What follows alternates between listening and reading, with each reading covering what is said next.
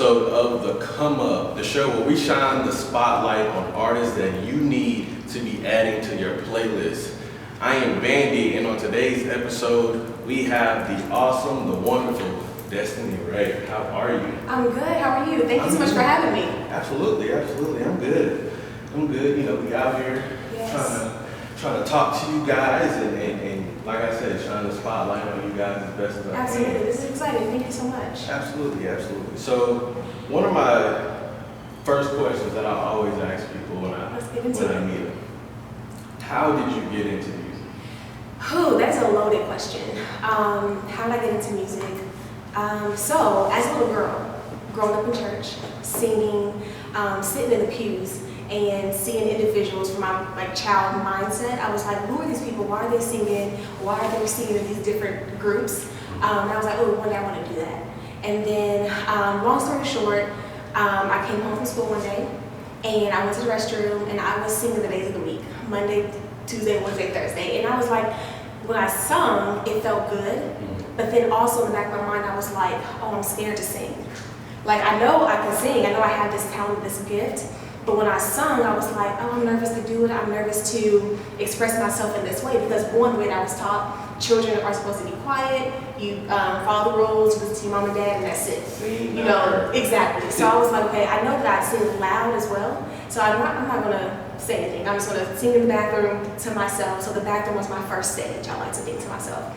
And my sister caught me singing one day and was like, Lena, you know how to sing. I was like, no, I don't. She's like, yes, you do. She's like, yes, you do. I was like, no, I don't. And then she called me out, so I started singing in the church, and then I was like, this feels good, you know. Then as I got older, I was like, okay, I have a gift. I feel good when I sing. I want to make other people feel good when I sing. I want other people to feel good when they see me on stage. So that's kind of like a long story short journey in how I got into the music and how I found the love of singing. No, I feel like that's what's kind of missing in music today sometimes is, you know, artists that coming from the church. Yes. And I feel like that's like one of those spaces where I feel like, especially like people who can like really sing, I feel like that's where like you really get that training, that ability to kind of just perform. Well, obviously you're in the back for performing. Yes. Which I respect. To myself, it's okay. Nah, sometimes I feel like you're your first audience. Absolutely. So no, I definitely respect that. So as you kind of grew in your musical journey, like what were some of your inspirations or your influence or, you know, people that you kind of, you know, like followed to kind of tailor your as a little girl, when I would listen to Aretha Franklin, Whitney Houston, I knew those individuals had big voices, and I also knew that I had a big voice. So those two individuals I would listen to, and also like Mary J. Blige. I would say, you know, I would kind of like mimic myself to match them, just because I didn't know what I was doing, you know. As I got older, you know, my high school years, college years, I would listen to a lot of Alicia Keys. I'm very much so an R&B artist at heart. I love R&B, that's to my core. So listen to artists like, you know, Alicia Keys, Mary J. Blige, Mariah Carey, Whitney Houston. Those were some of the artists in a nutshell that I kind of looked up to. I can go on and on with a list of other artists that I can think of, but right now off the top of my head, those are some influences. So what was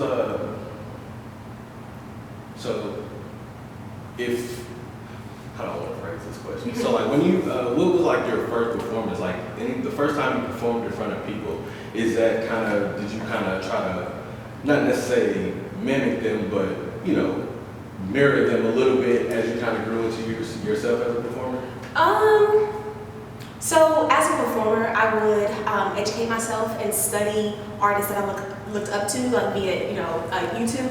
And then as I found my own confidence, I said, okay, when I get on stage, I'm going to, be myself. I'm going to be Destinee Rai to the fullest, but I'm going to try my best to exude the energy that different artists that I, you know, listen to and like study on stage. I'm going to tell you, my first performance was trash, right? Because I didn't know what I was doing. I wasn't that confident. And I think it was actually in Louisville at a place called Coconut Beach. And to me, looking back on my performances, I was like, well, that was trash. I can do better. So just making sure I get on stage, I'm exuding energy, I'm exuding confidence, is what I strive to do. I dig that. What was that point where you felt like I know I'm good at this? Where you felt that confidence, you felt all of that? I feel like I've had a lot of moments where I felt that confidence and I had that understanding that I'm good at this and this is what I want to do. But one particular moment that I can think about was I was on stage, and every artist has had this experience where you're doing your thing, you're giving your 110%, you're confident, you're singing well, I'm hitting every vocal, I'm hitting these high notes, but the audience was looking at me like this. Crickets, right? Just crickets. And I was like, what do I do? So I pointed out to a particular young girl in the audience who reminded me of myself. Young, a brown-skinned girl, kind of a little, quirky a little bit. And I looked at her amongst everyone who was looking at me, and I just spoke to her. I just spoke to that little girl that was in the audience, and I was kind of speaking to myself in that way.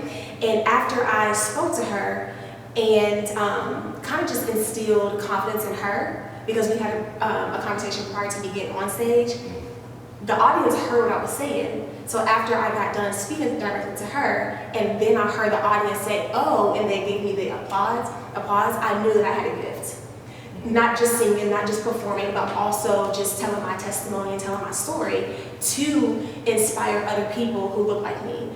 That was one of the moments where I was like, oh, I'm good at this. I have this gift, and I want to continue to spread that. I know it's probably a loaded answer, but... No, that's beautiful. I feel like it's kind of one of those moments where, the way that I kind of interpret it, it's just like hey, I'm able to, I can touch people. With it's not just about me. Yeah, it's right. great. I feel like a lot of times, we forget that sometimes the things that we're called to do are always going to be bigger than us. Absolutely. So. And it takes community to make that happen. So that was one of the moments. No, that's a beautiful moment. That's definitely a beautiful moment. So when it comes to the creative process, whether it be making like an album or making a song, how do you get there? Where do you draw your inspiration for different projects from? Yeah, thank you for that question. That's loaded as well. I think just being an artist and just putting the pen to the paper is a process that is intimate. It's a process where your vulnerability shines. So where I start from is just my life experiences. I like to say that I tell my own secrets in my music. I tell my own stories. But sometimes also if I have people who I know and that trust me and they give me the 100% yes to tell their own story, then I use that in a creative way to create a song. So starting from life experiences, if I'm feeling sad, of course I kind of put myself in a space where I'm vulnerable and being okay with vulnerability, because sometimes that's scary. And I would just put different notes in my phone, different voice notes, whether I get inspiration in the shower, in the car ride home from work, or if I just got into an argument, I just become emotional on purpose, if that makes sense. It's kind of strange, but I become emotional on purpose so that I can write. Yeah. So when I'm starting to write, I'm writing a big book. No song is a long book. A song is literally a couple of words put together. So as I just write my feelings down, I then take away words to say the same thing, but I try to simplify it in the way that I can. So yeah, just life experiences. I tell my own stories, tell my own secrets, and I try to do it in a metaphoric way. But I'm also learning that my audience needs more simple things. I love y'all so much. When you listen to my music, it's there's some secrets in there. So just go back and digest and see if it's about you, right? So yeah.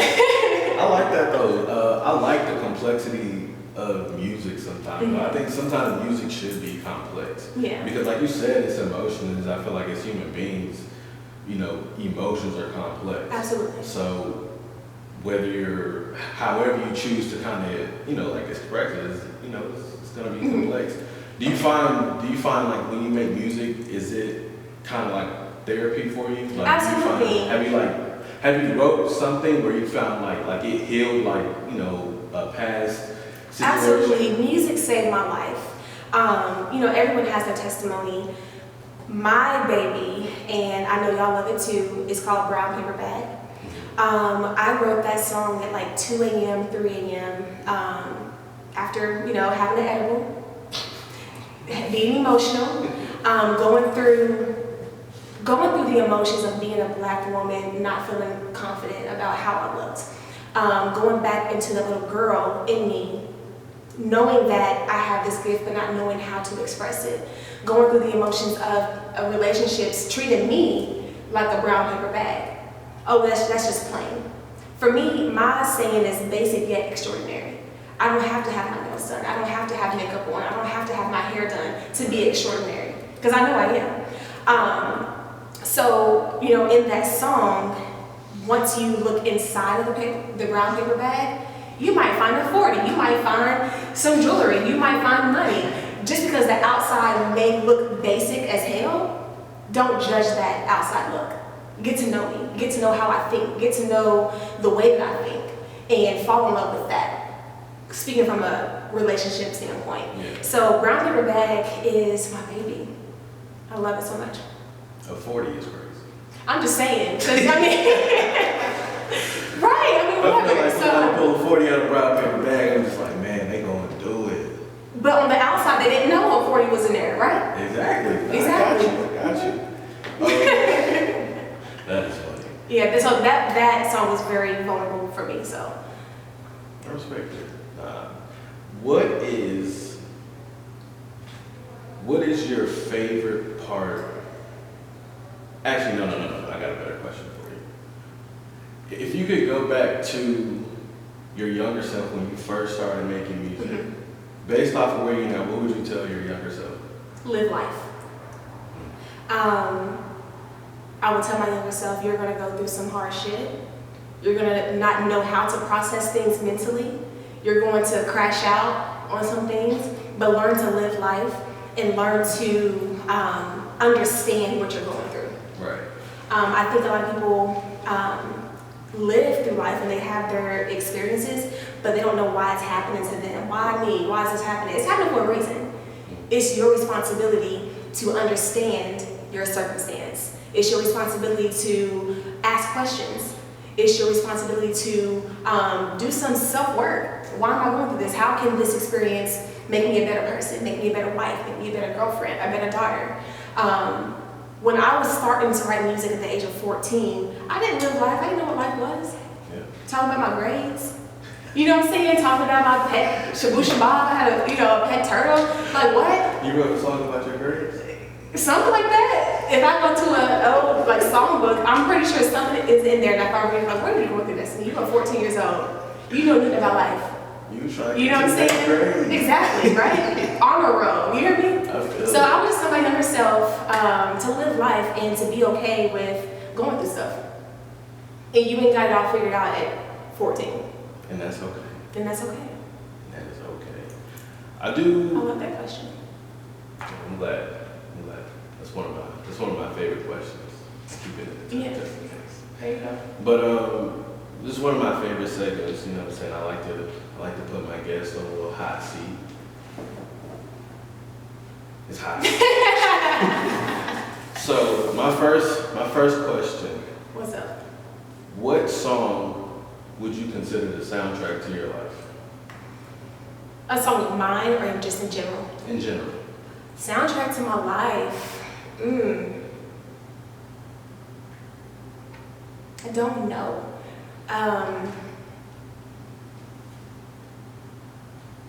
That is loaded. So there's a song by the artist named Kamau, and it's called Clover. And I think because I am like a romantic person, I love romance, I love to cry, I love to make myself cry on purpose to write good music, I think that song embodies a symbolic meaning towards going through love and like heartbreak and ups and downs. At the end of the day, there's a clover. There's a 4-leaf clover. Like I said before, you're gonna go through something, but why? Oh, there's a 4-leaf clover. Make a wish, kiss it, and be done with it. So Kamau, Clover, I think that'll be the soundtrack of my life. I'm gonna have to look that one I'm gonna look that one up after. He's a real, like, unique artist. I definitely looked that up. Let's see. What else I got? If you could perform anywhere, where would be your dream performance place? Dream stage. Sure, dream stage. I mean, like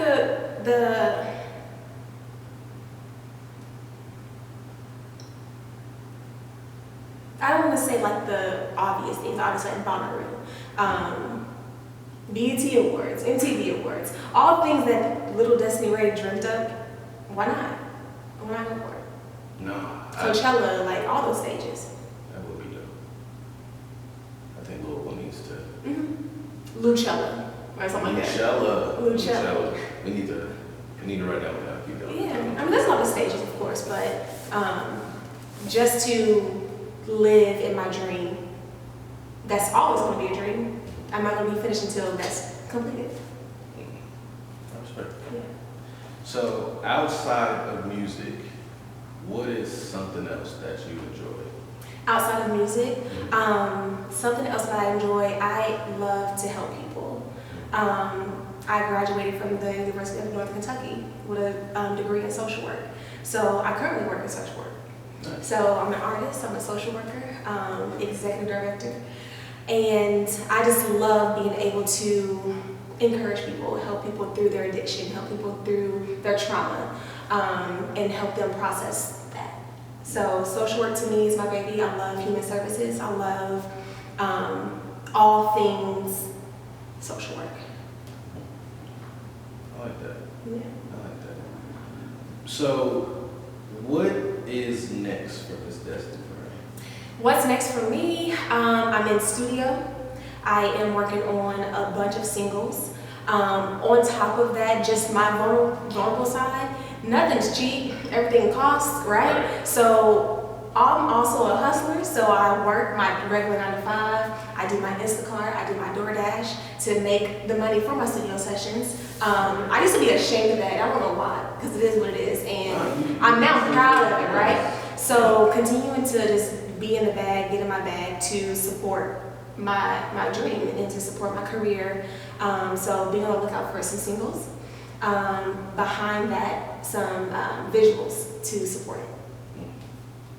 Okay, so we coming up on the end. So one of the ways I like to end my show is, what do you want people to take from your music?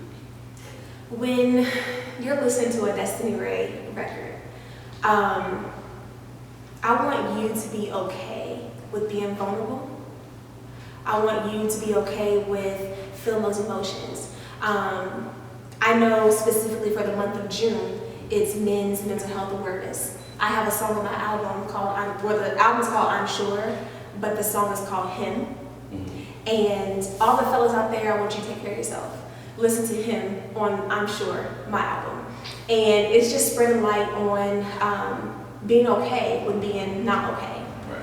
So when you listen to a Destinee Rai record, just let those feelings flow, let those emotions thrive, and learn from it. And also share it, and like it, and comment on the song. And do all that. Yeah, so just feel the energy, feel the love, and feel where I'm coming from as well. Because if you rock with me, you're gonna understand Destinee Rai is talking some real shit and vulnerable stuff, so. I'm here for it. And where can we find you? Yeah, so you can find Destinee Rai music. I'm going to speak in third person on all DSPs meaning the music that you listen to on. So YouTube, Spotify, all Instagram, TikTok, Apple Music. You can Shazam it, everywhere. Cool. At Destinee Rai. Cool. Make sure y'all find her, stream her, run her numbers up. Yes, please. And again, I thank you so much for coming and kicking with me today. Absolutely. Thank you for having me. Of course. And that's the end of the show, guys. Be sure to like and subscribe to us on YouTube. Follow us on TikTok at official_thecomeup.